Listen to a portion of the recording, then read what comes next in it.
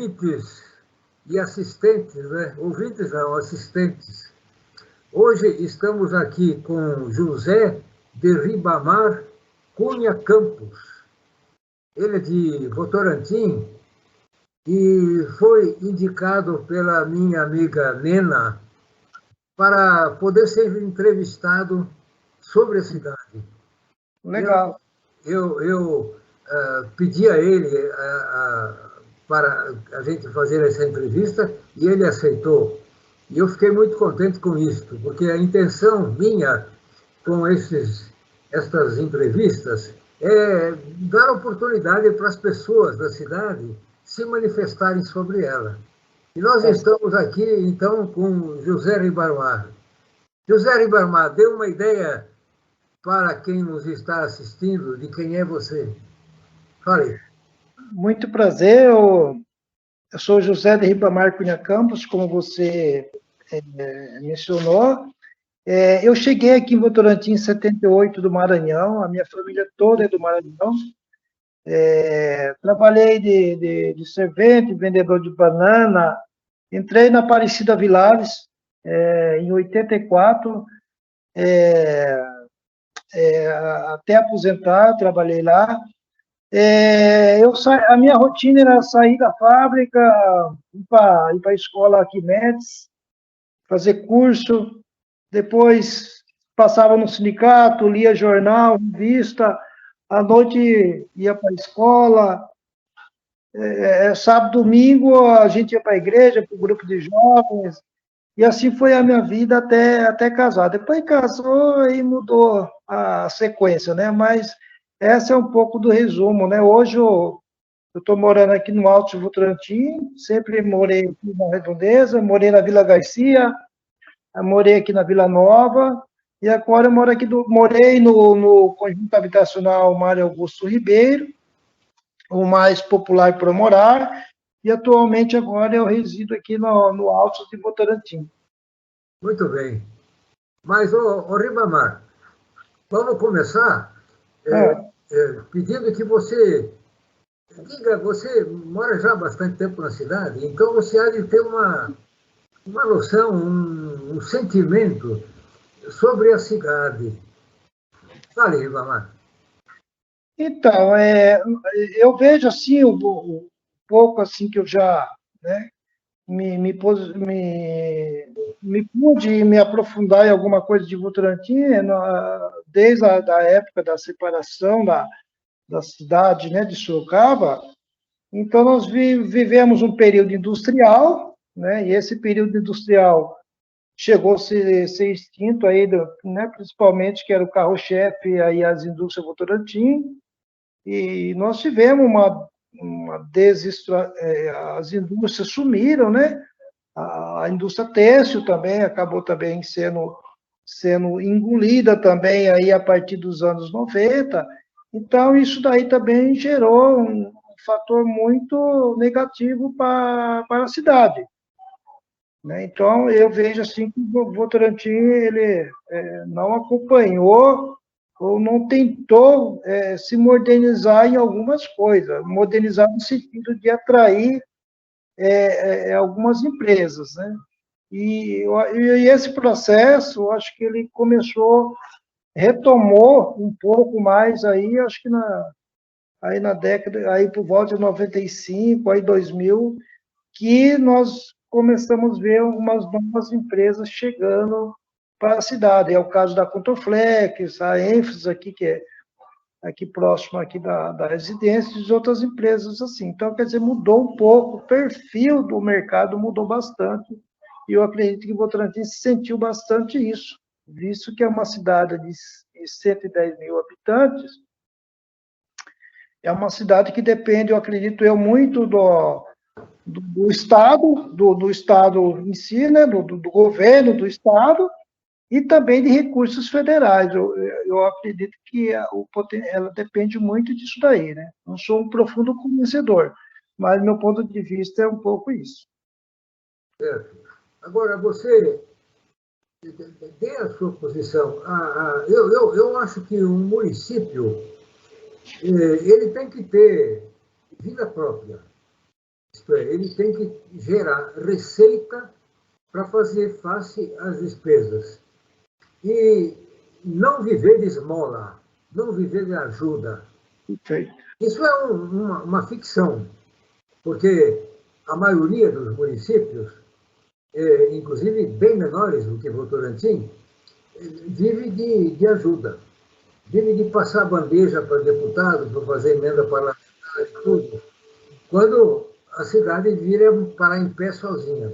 Você tem ideia do que deveria acontecer para que o Votorantim vivesse às próprias custas?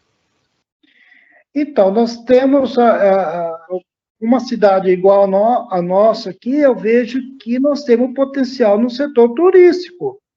Visto que nós temos aqui, né, a represa em Tupararanga, nós temos a cachoeira, né? Então, eu acredito que nós temos um potencial enorme aí, porque você comparando com várias cidades, talvez, de porte, que ela vive bem do turismo. Às vezes, o potencial dela é o turismo. Porque o comércio de Votorantim, é isso que a gente já vai se aprofundando em algumas coisas. O comércio de Votorantim já é um pouco razoável, vamos dizer assim, né? Razoável para ótimo, porque bastante pessoas migram para Sorocaba para comprar. Aí a pessoa vai lá e coloca lá, taxando o estacionamento. Então a pessoa que às vezes deixa de ir no comércio, já deixa de ir porque tinha que pagar o estacionamento. Então, quer dizer, em vez de você potencializar alguma coisa, você gera mais obstáculo ainda. Então, essas coisinhas que tem que ser bem planejada, para que se tenham, buscar o recurso e não viver de passar chapéu aí na mão de deputados ou governador. Eu acho que é preciso se fazer um debate bom sobre isso daí. Então, nós tivemos uns avanços, eu vejo um crescimento bastante do Votorantim na época do governo Cassola. Eu vejo um grande avanço nesse período, depois deu uma estacionada, né? Até por conta de algumas situações externas. Externo que eu falo né, lógico, nós tivemos aí uma crise de pandemia e tal, mas eu vejo que o governo que teve um grande alavanca no município foi o governo Cassola, depois seguiu aí com o Pivetta. Certo. Agora, veja, eu vou mencionar um assunto que eu acho muito importante, que as pessoas às vezes não percebem. O município tem que ter renda própria. Agora, a renda própria do município, que é aquela que ele recolhe diretamente, é IPTU, ISS, taxas e a metade do licenciamento de veículos, e por aí mais ou menos. Agora, o comércio gera ICMS. Agora, esse ICMS vai para o Estado. Será que o Estado devolve para o município exatamente aquilo que o município recolheu? Porque a gente acaba minguando e tendo que pedir esmola, entendeu? Isso não é só Votorantim, não. São os municípios todos, entendeu? O imposto de renda, por exemplo, as pessoas de Votorantim que têm renda, basicamente os empregados todos pagam imposto de renda. Agora está havendo uma alteração, mas sempre pagaram imposto de renda. Mas as empresas pagam imposto de renda. Mas será que esse dinheiro que vai para o governo federal, ele volta para o município no equivalente devido? É claro que a federação precisa ficar com uma parte, porque eles têm despesas também, não é só o município. Mas o que é gerado no município deve ficar no município. Entendeu? Aí que entra o papel dos gestores, né, no caso aí da Secretaria de Gestão Administrativa, a questão da nossa Câmara, mas só para te lembrar também um fato, que o Carrefour, boa parte do imposto estava indo para Sorocaba, a parte de Votorantim estava indo para Sorocaba. Se eu não me falha a memória, o Cassola que fez esse enfrentamento lá para trazer o imposto à parte que era de Votorantim, que estava indo para Sorocaba. Quer dizer, e os outros gestores? Estavam dormindo, que não perceberam isso? Então, é só uma citação, eu acredito que deve ter alguns pontos que precisam, sim, estar sendo estudados, né, para que a devida receita esteja, sim, para o município, e não aí vai para o Estado e fica esquecido lá por falta de uma gestão focada nisso daí. Certo. E não acontece isso, não é? Não acontece esse pegar o negócio pelo pescoço e ir avante até conseguir, não é? Você falou numa Câmara, você pode dar uma ideia do que você acha da Câmara de Votorantim? Como eu fui metalúrgico a vida toda, e quando eu entrei na fábrica, era o sistema seguinte, era primeiro produção, depois qualidade. A partir dos anos 90, inverteu. Falando, nós queremos qualidade e depois produção. Eu acredito que essas duas sínteses deveriam seguir em todo o segmento da nossa sociedade. Então, nós temos, veja só, nós temos um Congresso com 513, se eu não me engano, congressista. É um número de funcionários de uma multinacional, de uma empresa de porte. Você tem um número, isso eu estou falando, sem falar com os terceiros, que são os auxiliares, eu estou falando os efetivos. Então, nós temos praticamente já pensou você com uma empresa de 11 funcionários, 20 funcionários, quanto que ela não pode dar de lucro por ano, uma empresa de 20 funcionários? Então, nós precisamos ver a produtividade e a qualidade dessas pessoas estão dando para os munícipes. Qual é a qualidade que eu estou dando? Porque eu gasto R$70 de internet para ver uma briga de vereador lá por conta da cavalgada lá, se vai ter cavalgada, se não vai ter, e aquela briga que você faz, puta, eu estou gastando minha internet para ouvir isso. Então, quer dizer, basta ter a proposta, viu? Qual é a proposta? Ah, tá, nós queremos implantar a cavalgada, mas tá bom, nós vamos discutir os critérios. O que o município vai gastar? O município vai ter lucro? O que vai ser benéfico? Nós temos a cidade, o estado de São Paulo, e principalmente essa região aqui, é uma região tropeira. Foi fundada através do tropeirismo, então tem um valor histórico. Até a situação dos animais tem, então vamos verificar. Agora, o que você pode ver aquela brigueira não sai proposta nenhuma. Isso não se pode se eleger um vereador, se elege um vereador para quê? Para que ele fiscalize. Fiscalizar é estudar a lei e ver o que o executivo está fazendo, e não pegar uma roçadeira e sair roçando mato pelas beiradas das ruas. Isso não é papel de vereador. Então, essas. Aí fica aquele comodismo, né? A turma acha engraçado, acha bonito, então coloca o bonito lá, coloca lá o engraçadinho lá e depois fica reclamando. Então, infelizmente, falta o quê? Capacitação do mesmo, que ninguém, às vezes, tem, né? Não tem a devida capacitação, mas a pessoa tem que procurar. E tem lá os recursos lá, tem um assessor de alguma coisa, tem lá o advogado da Câmara, tem um outro. Então, tudo isso é os mecanismos da pessoa se aprimorar e saber e decidir o que é melhor para o município. Sempre pensando no bem-estar do município, que a partir do momento que o município vai bem, com certeza também os municípios vai bem também. Claro, claro. Olha, você fez umas ponderações fundamentais.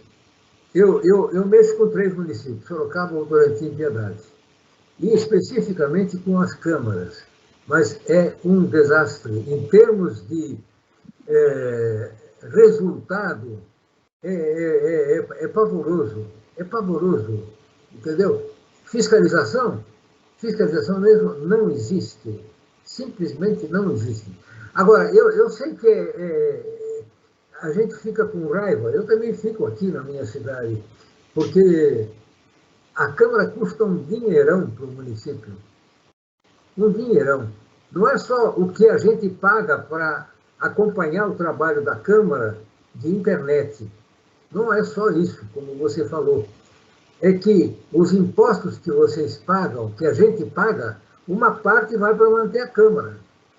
Agora, veja, a gente fica com raiva disso tudo, mas a gente tem que refletir que a Câmara é o resultado da população. A população, se achasse ruim como você está achando, as coisas poderiam ser diferentes. Porque os vereadores fazem o diabo e fica por isso mesmo. Entendeu? Não tomam atitude nenhuma. E o que comanda as câmaras, não estou falando só de Votorantim, são os partidos e os interesses políticos. Agora, isso não deve ser levado em conta. Um país grande e progressista não deixa a política contaminar os legislativos. O que acontece em Brasília, por exemplo, é o que acontece nos municípios, é igualzinho. Tem tudo tomado cá. Então, agora veja só. Qual é o país aonde se tem 30 partidos, 30 partidos, 30 mil igrejas, 300 mil bares? Eu não conheço nenhum país que tenha uma evolução com esse eu estou fazendo aí uma simbologia, com força dinâmica. Não existe ideologia para tanto partido. Então, o que existe lá são barrigas de aluguéis, entendeu? Porque eu vejo o presidente de partido, desde quando eu tinha aí 18 anos, eu vejo o cara, mesmo presidente do partido, não deixa ninguém entrar, é ele e pronto entendeu? Até ele bater as botas. Então, não se vai para frente com isso. Não vai para frente, porque nós temos que ter uma filosofia de país, que nós queremos de país para o futuro, né? Nós estamos vendo aí o que a China se fez durante esses 50 anos, que a China a Coreia o que os outros países menores são, entendeu? Agora, com toda a nossa riqueza que nós temos, infelizmente, os nossos congressistas, eles fazem legislação para eles mesmos, tá? E para o capital estrangeiro. 72% dos nossos congressistas, eles representam o empresariado e o agronegócio, sendo que a maioria da população, 56%, 60%, é padre e operário. Então, a própria mídia, ela consegue trabalhar para que o próprio operário se torne escravo dessa politicagem. Então, elege, né, você como operário, você elege lá o dono do agronegócio, do grande empresariado, dos grandes banqueiros, que não estão pouco se lixando às vezes. São raros, né? Lógico, tem bastante empresários preocupados com a sociedade, mas boa parte deles são corporativistas, estão fazendo um jogo aí do grande império aí de vários países aí. Você vê com as empresas nacionais que nós temos, o que nós fizemos com o Gurgel? Nós sacrificamos o Gurgel, que nós podíamos ter uma indústria, uma montadora que o Gurgel. Hoje o pessoal está fazendo carro elétrico, o Gurgel já tinha carro elétrico na década de 70. E o que nós conseguimos? Conseguimos matar o Gurgel e a indústria nacional. O que nós estamos querendo fazer com a Petrobras também? A riqueza nossa estão querendo dar para o capital estrangeiro. O capital estrangeiro não está nem um pouco lixando com a gente. Agora que eles estão com preocupaçãozinha com a Amazônia, é por conta que eles fizeram aí nos anos anteriores com a industrialização. Mas você falou em partidos políticos, que nós temos 30 e poucos, fora os que estão no forno ainda. Não, isso. Porque é muito mais do que isso. Eu chutei. Não há sentido. Agora, eu faço uma comparação para eu endossar as suas ideias. Né? Eu há muito tempo penso nisso. A Constituição fala que o poder vem do povo. Mas um pouquinho depois, ela diz que para você se candidatar a deputado, ou a vereador, ou a senador, você precisa ser filiado a um partido político. Aí arrebenta tudo. Arrebenta tudo, entendeu? Isto é, o povo fica em segundo lugar. E quem manda, então, são os partidos, que são monopólios. São monopólios. O pior de tudo isso é que a gente cala a boca e engole todas essas barbaridades. Viu? Então, quem é que gosta de pobre? Quem que gosta de pobre é a elite. Por que a elite gosta do pobre? Porque, através da pobreza, ela pega, o salário é mais baixo, o político, por causa do voto, e a igreja.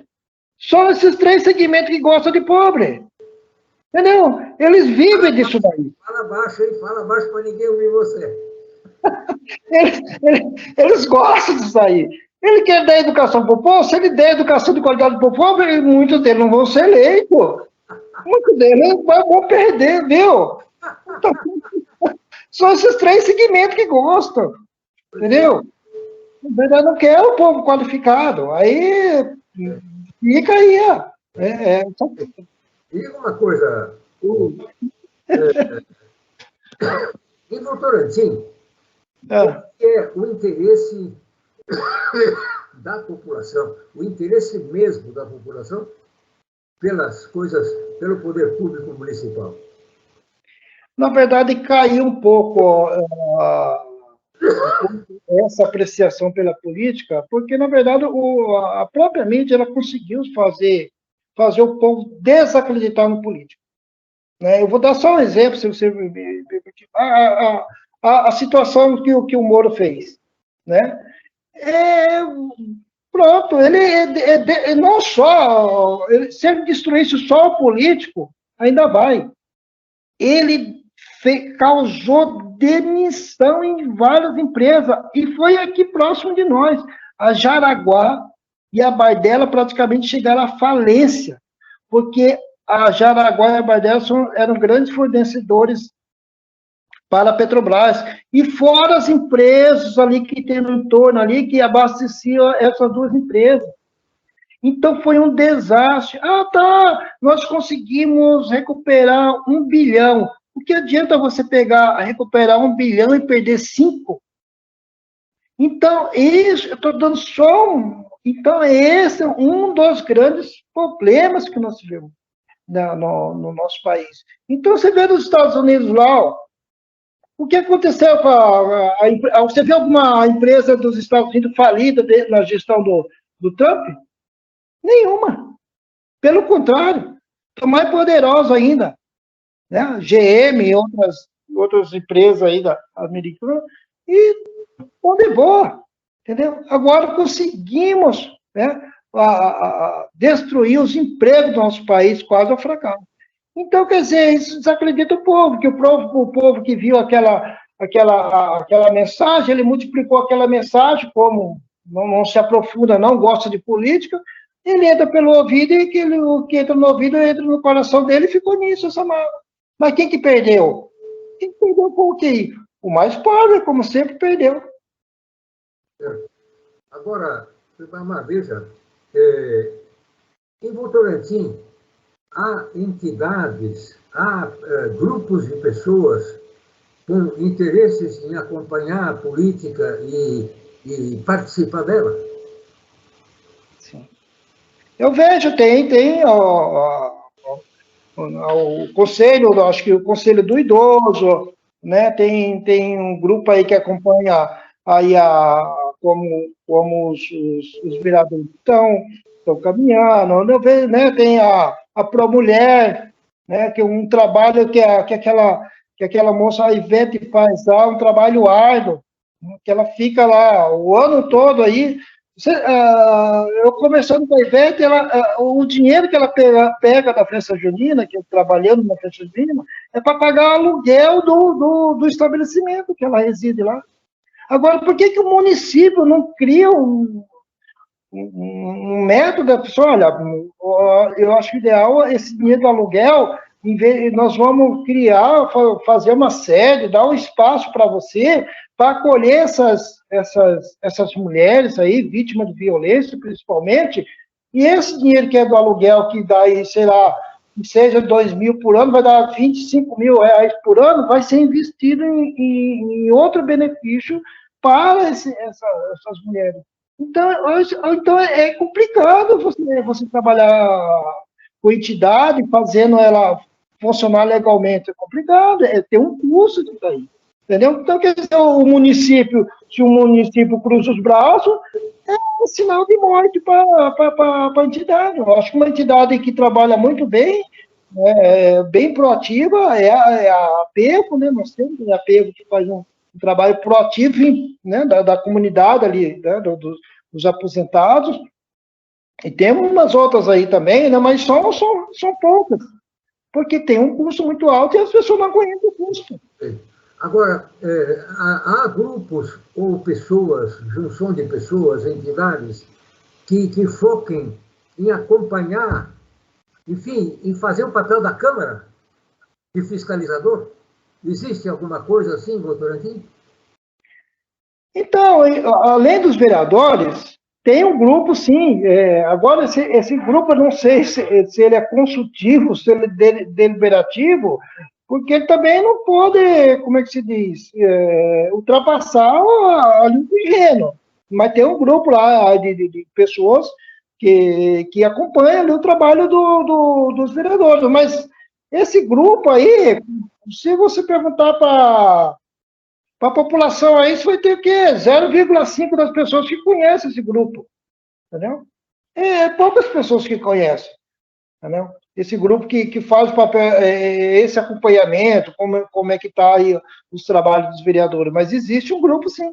Eu esqueci o nome dele, mas existe o nome desse grupo. Porque se a gente esperar que o governo faça tudo certinho, a gente não vai conseguir nada, porque a tentação de não fazer certo é muito grande. Agora, o poder público tem que sentir o peso da população. Se a população não tiver peso, nós não vamos chegar a lugar nenhum. Eu dou sempre um exemplo. Não adianta a gente querer consertar Brasília. Certo. Você anda 10 quilômetros e volta para trás com a língua de fora. Entendeu? Então, não tem condição. Agora, o município da gente, a gente tem obrigação de consertar, porque é a casa da gente. É a casa não. Os conselhos municipais, por exemplo, é uma invenção muito boa, mas é uma invenção estatal.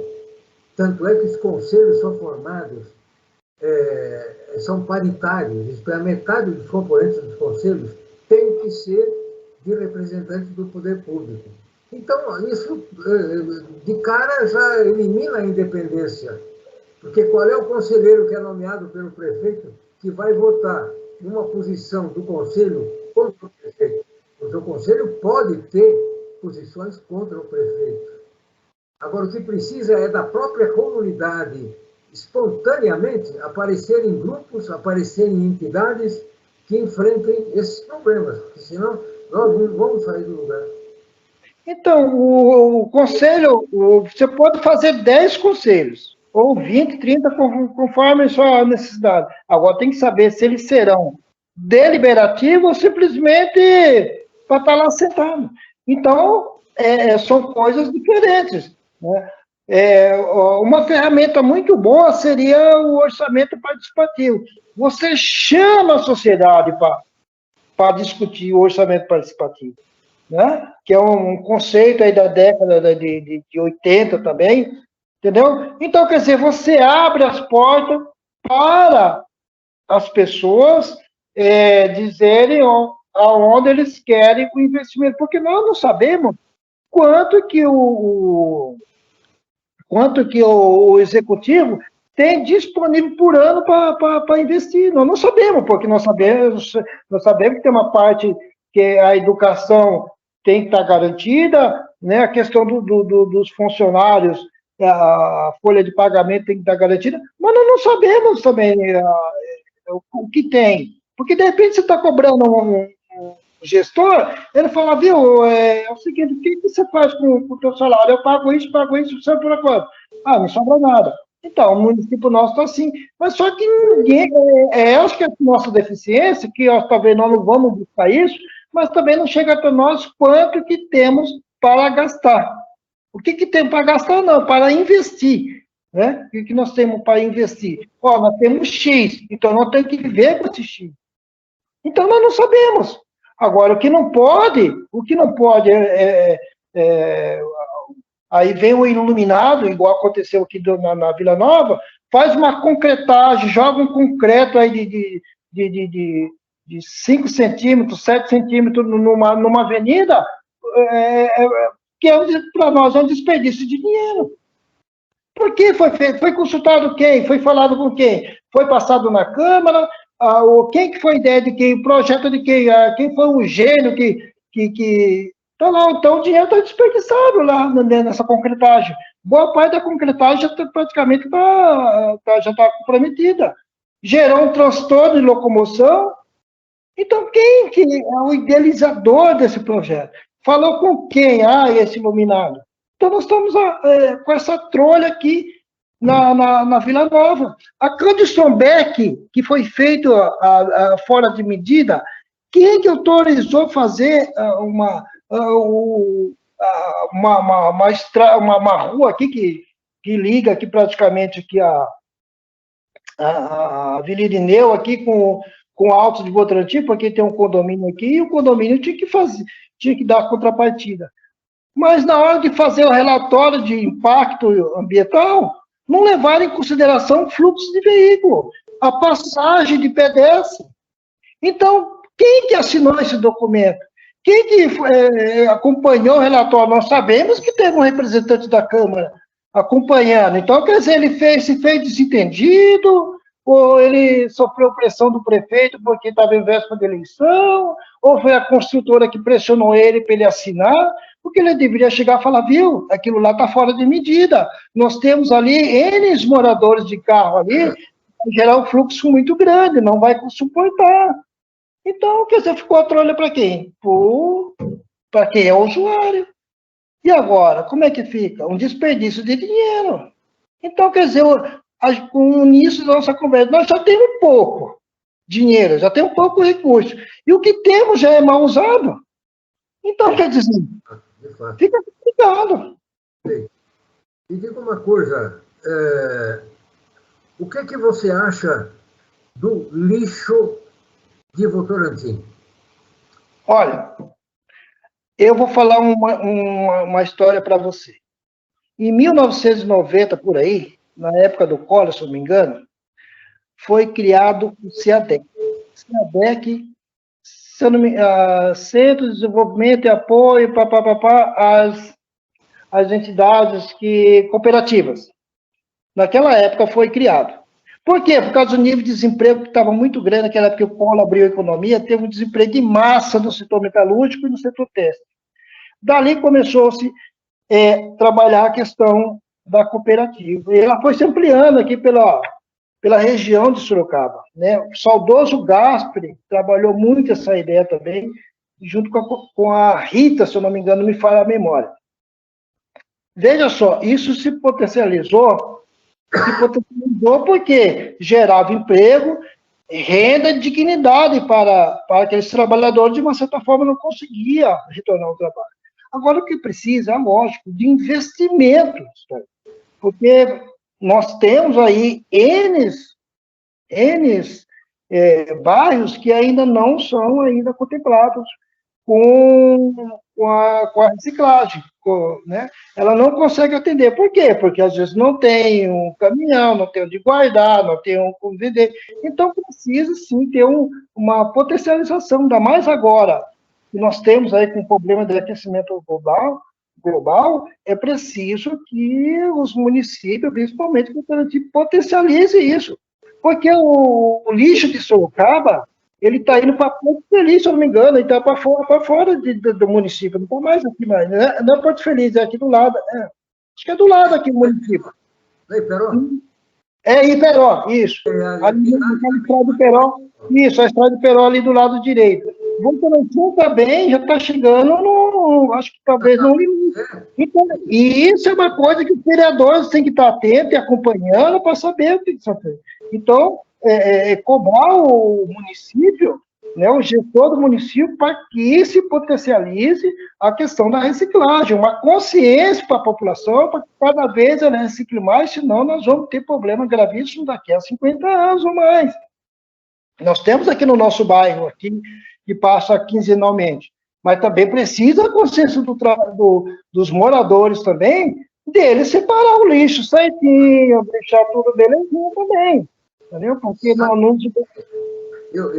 Eu sempre achei que o grande problema de separação do lixo é a opção entre separar e não separar.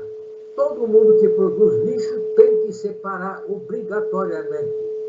Se não tiver isso como imposição oficial, nós não vamos chegar a lugar nenhum. Porque é muito mais cômodo você jogar a embalagem no lixo comum e acabou. Isso quando a gente não é obrigado a jogar no lixo comum um vaso sanitário que você trocou. Então, nós precisamos potencializar isso lá no ensino fundamental e trazendo no fundamental, trazendo aqui já até chegando no ensino técnico aqui, essa cultura de reciclagem do lixo. Potencializar isso. A Secretaria de Cultura, a Secretaria do Meio Ambiente, a Secretaria do Meio Ambiente é só plantar água, lógico, necessita, tem que fazer cada vez mais, mas as duas estão se conversando justamente para que todos os programas destinados aos jovens, à criançada tal, tem que estar inserida a questão da reciclagem. Nós acabamos aqui com o lixão aqui do lado do ginásio aqui, né? Nós, moradores, fomos lá, né, pedimos uma fera, né? Também o pessoal da prefeitura aí mandou a máquina. Hoje nós temos uma praça aqui, o pessoal cuida isso aqui, mas era um lixão aqui. Aí depois que está ali todo, né, uma área bonita ali, aí veio uma cidadã que eu tô viu, mas ali é uma área de PPA, né? Falei, mas ontem era um lixão, né? Agora é PPA. Mas então, mas não importa, importa que despertou a consciência entre os moradores, e isso precisa cada vez mais ser potencializado, a questão e potencializar também os catadores também, entendeu? Precisa também, cada vez mais, eles estar capacitados também, eles estão também levando uma vida digna também, se possível, até, eu não sei como é que está essa política dentro do município, até o município dar uma contrapartida para esses trabalhadores. Como é que eles estão, a questão da saúde deles? Estão sendo acompanhados a saúde deles? Como é que está a questão do EPIs deles? Como é que está lá a questão do armazenam lá? Como é que está? Tudo isso tem que ter um acompanhamento do setor competente para esses trabalhadores eles se sentirem respeitados, entendeu? Pelos munícipes. Tá bom. Ribamar, veja, nós estamos ao final da nossa entrevista, temos 5 minutos. Eu queria que você tecesse considerações sobre as favelas de Votorantim. Olha, aqui nós tivemos nós tínhamos até chato falar favela, mas realmente era uma situação bem delicada aqui do lado aqui do Conjunto Habitacional Mário Augusto Ribeiro. E eu mais uma vez, eu vou me referir ao Consola, eu não sou puxa-saco dele, não conheço com ele, conversei com ele, acho que comecei com ele 1 hora, durante esses 30 anos foi muito. Mas quando nós pautamos ele recebeu nós lá. Ele recebeu nós lá, e ele pegou, se eu não me engano, ele chamou o Marcos Manso, que era secretário dele, se eu não me engano, secretário de governo. Ele chegou e falou assim, vocês falam o que vocês quiserem. Nós estávamos lá em grupo, acho que de 4 pessoas. E nós fizemos eles reclamações para ele. Ele falou, Marcos, anote aí, porque esses meninos querem. E era o que nós queríamos na época, era justamente antena de celular, asfalto, e também algumas coisas referentes à questão das favelas que tinha, dos barracos que tinha. E ele foi dando prazo. Olha, o asfalto vai estar em 40 dias. Pode contar, marcar no seu papel aí. A antena de celular, eu vou dar um prazo de 3 meses para a operadora instalar a antena de celular lá. E a questão do desfavelamento, nós vamos iniciar daqui, ele falou lá um mês lá, nós vamos construir as casas ali mesmo na Rua 1 e vamos acabar com aquela favela lá. E acabou. E eu fui lá, nem conhecia ele, né? Fui lá e protocolando, lá, tirei uma conversa com ele, ele recebeu nós. E nós não é Zé Ninguém aqui do bairro. Aqui. Então, isso é importante, isso é compromisso, isso é respeito pelos munícipes, pelos moradores. Né?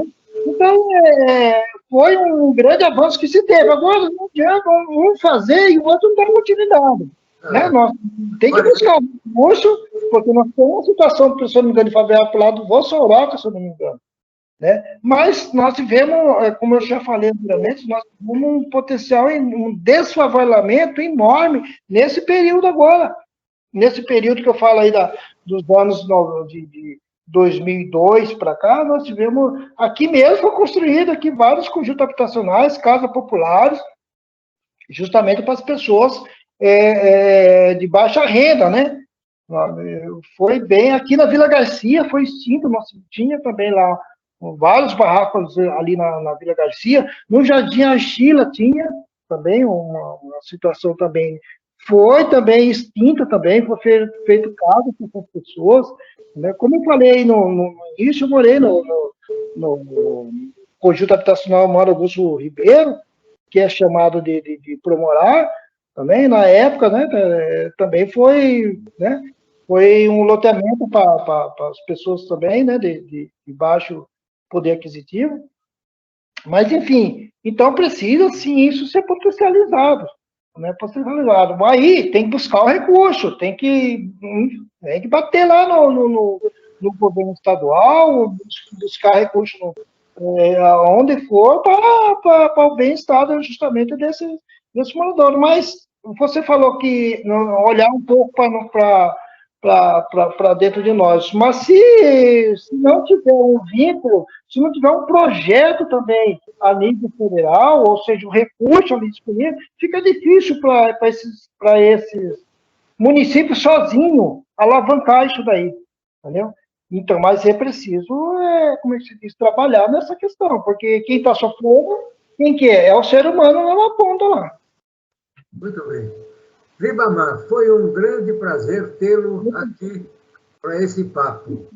E pode ficar esperando para novas investidas minhas, porque eu não vou deixar você escapar. Você é um cara muito bom, viu? Eu agradeço muito a sua participação.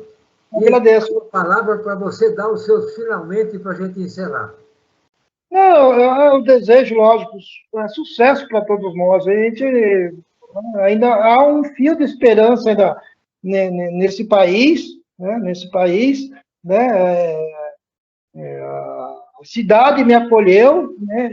E aqui eu construí amigos, fiz minha família, então é sucesso a todos e só se faz as coisas com trabalho e dedicação.